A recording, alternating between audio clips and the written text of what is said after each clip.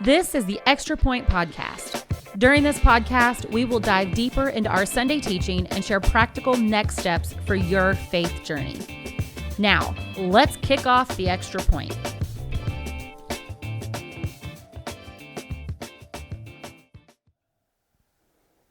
Hey, welcome to the Extra Point. I'm Cheryl Ross, the Next Steps and Discipleship Pastor here at Southwood Church, and I'm with Will Ford, one of our interns. And before we dive deeper into Sunday's message, we just want to make sure that if you haven't liked or subscribed to this podcast, that you go ahead and do so. That way you don't miss out on any new content. This past week, though, we had Pastor Mitchell Birch. He is the state pastor of the West Virginia Ministries here for the Church of God. And he is also the pastor at Buffalo Church of God. And he came and spoke with us from 1 Samuel chapter 23 as we're continuing in our Rise and Fall series. It was week 19 of the series.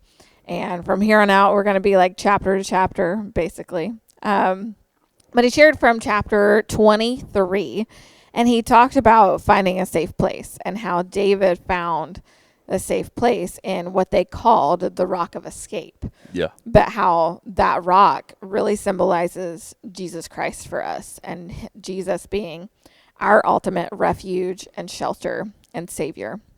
And so I just wanted to kind of start off by talking about maybe ways that we have felt Jesus has offered us that safety or shelter or, strength for us in those times where we feel like, our back's against the wall, or maybe like we've really seen him come through for us in a way that maybe the enemy didn't expect, or that kind of thing. So if you want to share. Yeah, I've definitely seen that in my battle with anxiety. Yeah. I could not get through any of it if it wasn't for Jesus. So many times I've been in the middle of a panic attack on the verge of going to the ER because I think I'm dying, and I'm just sitting there praying, and I'm talking to the Lord, and that's the only thing that gets me through it. That's the only thing that keeps me from going over that edge to the ER to, lose my mind running down the road. Yeah, I've seen that with you, and it's been cool to see your journey with that too, because I feel like I've seen a lot of growth in that over the past year or so.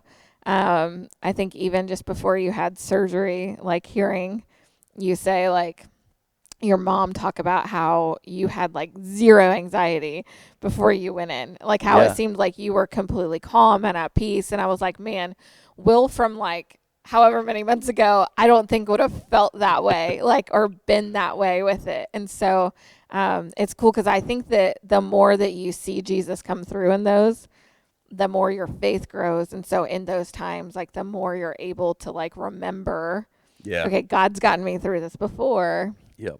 So I know he will again. I think there have been probably a lot of times, even like in our past lives, before we like maybe came to Jesus, or maybe when we weren't living right, that we could see how Jesus has actually been that, where like maybe the enemy thought that he would use one of those tactics that Pastor Mitch talked about, that the enemy might use to try to get you to go astray, like whether that's addictions or laziness or sexual immorality or whatever. I'm still fighting that laziness one. Listen, I have my days too. We'll say that. But I think like looking back on my life, there was a time that I was drinking pretty heavily. And I never did drugs. I never stepped into that.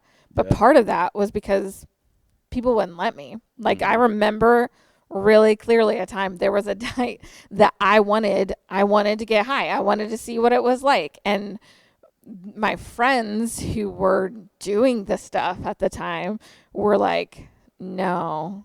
Although we would love to see you high, like you should not. We don't want you to do this. We don't want you, to do this because we don't feel like you should. Yeah. And even in their state of mind in that, like they're telling me no, which is so bizarre looking back at it, because I really think that was God's protection over my life, because I honestly don't know, had I stepped into that stuff, like I don't know where I'd be. I don't know that I'd be here. You know what I mean? Yeah. But I know for you, like with your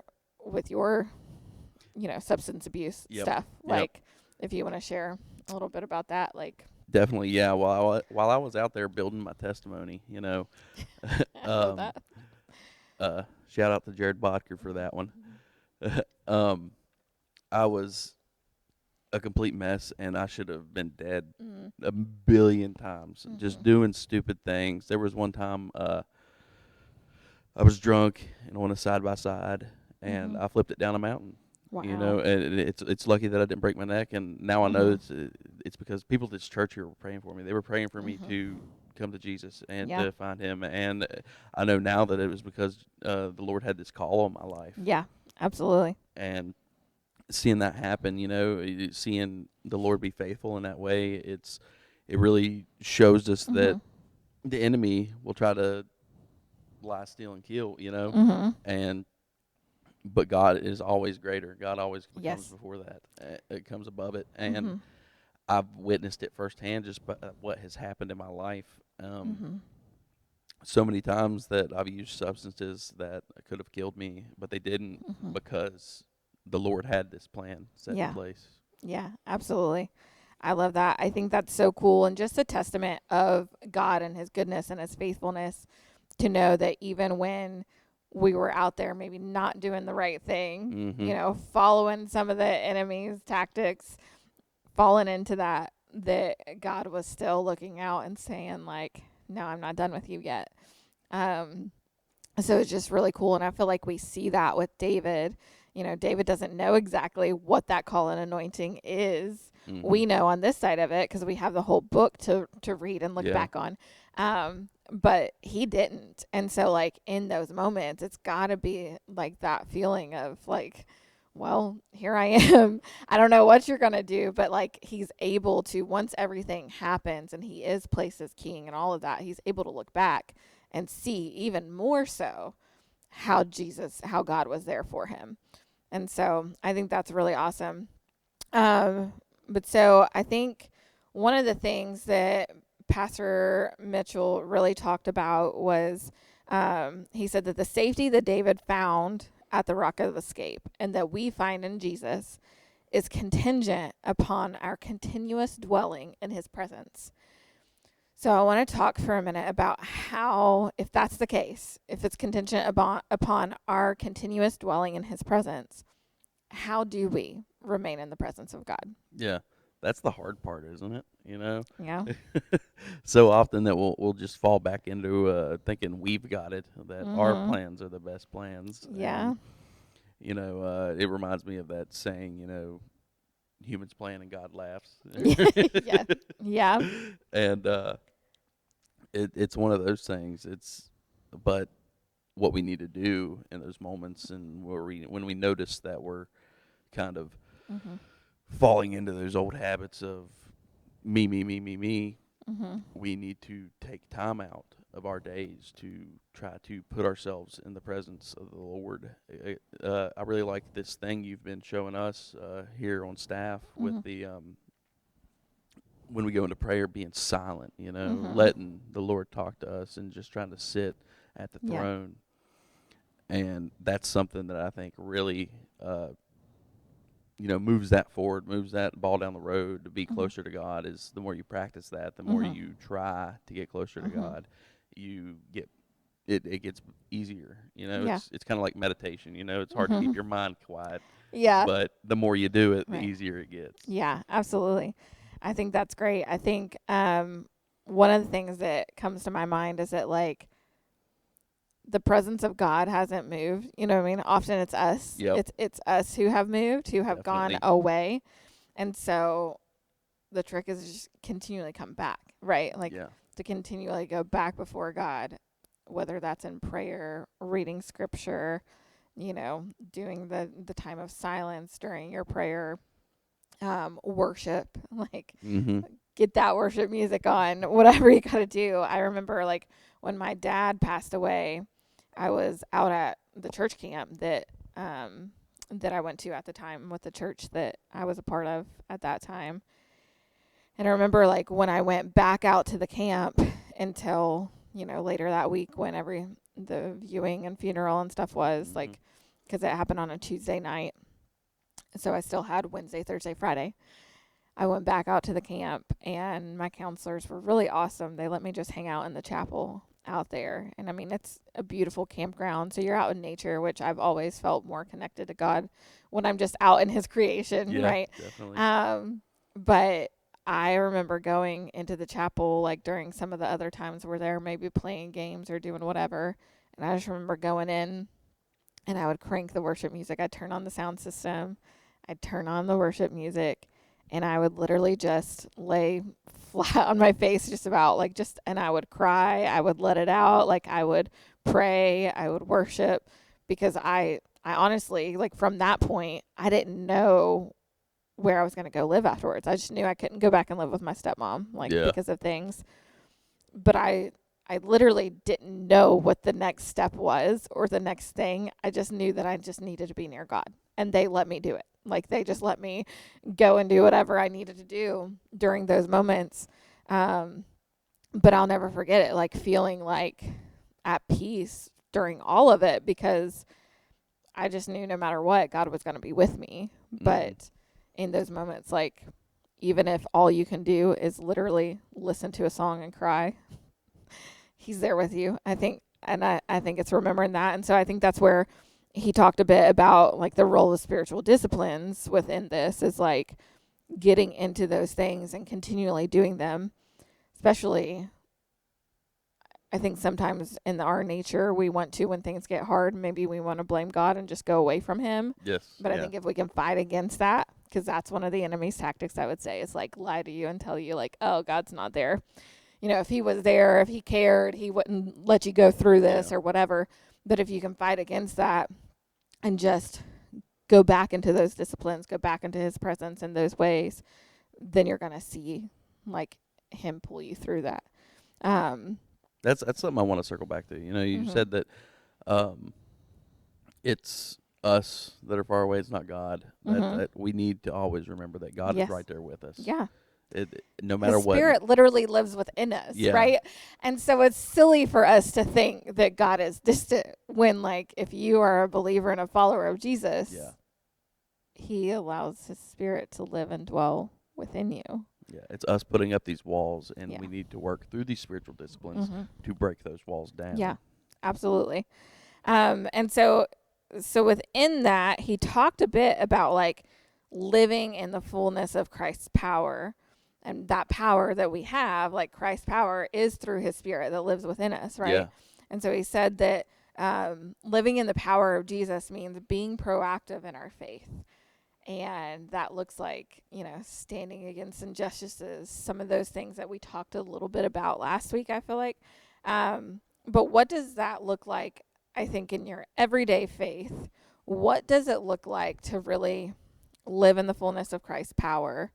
And what's it mean to be proactive in your faith just in everyday life? Because I think most of us are probably not going out there and creating new laws or whatever every day, right? Yeah. But so what's it look like for you, maybe, to just be proactive in your faith? I think when you're with a mentor, you spend a lot of time with them. Mm-hmm. So as Christians, Jesus is our mentor. Yeah. And we need to be spending a lot of how do we talk to Jesus? We get in the Word. We see how he acted. We learn from him. Mm-hmm. So we need to be compounding being in the Word every day with talking to him. Mm-hmm. So that you combine your prayer with your reading and studying, and you try to witness your mentor as much as you can. Mm-hmm. And I think that's when you really undergo the change that Jesus wants to see happen in you. That when you are learning from him and opening yourself up to those lessons, you are just going to go leagues beyond with your connection to the Christ. Yeah. Yeah, absolutely. And I think when you are connected like that, then you see those little ways that you can be proactive, or those little ways where you can speak encouragement or truth to somebody, right? Like, it's when you're connected in that way that you're able to do that, to be the light of the world, to help transform the world through Jesus who lives in you, that you're connected to constantly, to know how to interact with your wife, with friends, with people, strangers out in the world. Like, when you're doing those things, then you obviously have seen and heard and read how you should treat others, how you Yep. should interact with others. And so it helps you to be able to do that in your everyday life, like Yep. no matter whether that's at home or at work or at the grocery store or whatever, right? And so, and I think that you'll also see those moments and those opportunities that you can maybe do a little bit more. Because I think sometimes we want to give the enemy too much credit. I think at times, like where we're like, oh, well, the enemy's just keeping me from doing this or that or whatever. But really, like, is it the enemy or is it your laziness? You know what I'm saying? Yep. Like, and so it's like, maybe, but maybe it's really just me, and I need to just get over that and do something else. Like, I think a lot of people, like, we have a ton of people who actually serve on a Sunday. More, like, probably a higher percentage than a lot of churches do. Mm-hmm. That being said, we still have a lot of opportunities for people to serve. Like, we still have a lot of open opportunities there, that because people do have life that happens, right? Yep. They do have these things, these circumstances that are out of their control that happens at times.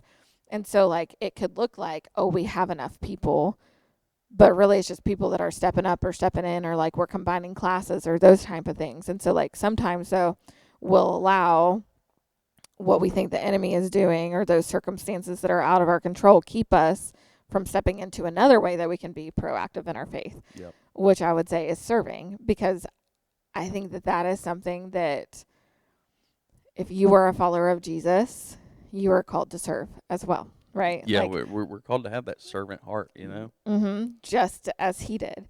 And so, and to say that, like, well, that's what Jesus came to do, so of course he did it. Like, but Yeah. I have all this. Like, I think some people get in their head about it a little bit, but there were a lot of times where Jesus had experienced loss of John the Baptist, and they were going to go rest and head to a quiet place. And what happened? The crowd followed him, and Yeah. he could have just said, "Forget you, I'm going somewhere else." But instead, he had compassion on them, and he still served. He still spoke. He still gave them what they needed. And I think so. In that same way, one way that we can be proactive is even within that stuff, even when we got stuff going on, saying, I'm going to serve because I know I'm supposed to. And if I'm doing this because this is what Jesus calls me to, then I know it's going to be okay overall. But I think that also, like, creates a growth and a connectivity that you won't have without it. Like, I think there's 100%. something that happens when you serve others, when you serve the local church, when you serve your community, and even like the greater world. I think there's something happens and a growth that happens that doesn't happen if you're just continually coming and absorbing and concerned about yourself. Like that, what you were saying earlier, me. Like, when you're absorbed with yourself and not those around you, there's only going to be a certain, like, you're stunting your growth in a way. And so, through that growth is actually how we build the church too. When you're out there and people see it, it's not sometimes it's a conversation about Jesus, but most of the time it's people seeing how Jesus is working in you. Yeah. And I feel like Pastor Mitch spoke about that, how he said, like, your life and the way you live your life, you could show more with the way that you live than you can with 100 sermons. Like, you know what I mean? Like, he mentioned, I don't remember the number he said, but like the way that you live, the way that you serve, the way that you are with people is going to show more. Like, anybody could get up here and say whatever they want, but the way that they live, the way that they treat people and talk to people and all those are going to show more than just what you're saying up here. Because I think we've all experienced the people who maybe say one thing but do another. And what do we call them? Hypocrites, which we often are because we're human and we're fallible. But I think, the more that we can really strive to just live that life that Jesus tells us and shows us, gives us the example of, I think we're going to see a lot more growth. Like, and I think I also know, that God is good in the way that he works, that often he doesn't send people where there's not people to care for them. Yeah.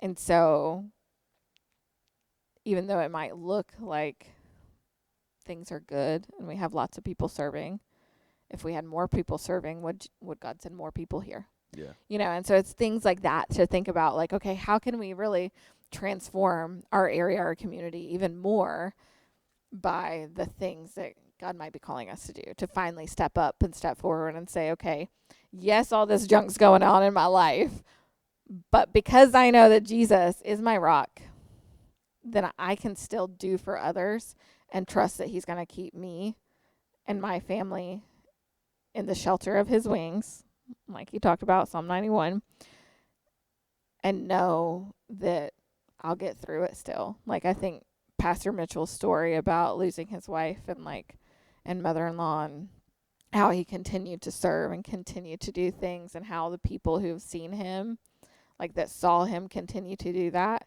even in the midst of all that, like, is a testament to what God can do, like, and what God can bring you through. And so I think my final, like, parting word would be, like, just remember that the rock, like, not only shelters you, but also sustains you. Yeah. You know what I'm saying? Like, and he'll give you what you need. If that is just protection and safety and, like, a place to rest, it can be that. But he can also do so much more. Yeah. So. It's good stuff. Awesome. Anything else you want to share? No. Okay. Yeah, that's good. Awesome. Well, we'll leave you with these words that Pastor Mitchell shared with us, is to go to the rock. So whatever you're facing, whatever you're going through today, or whenever you're listening to this, just remember that you can go to the rock. You can find safety and shelter and strength in Jesus, just as David did, just as we have seen in our own lives. And we hope that you do too.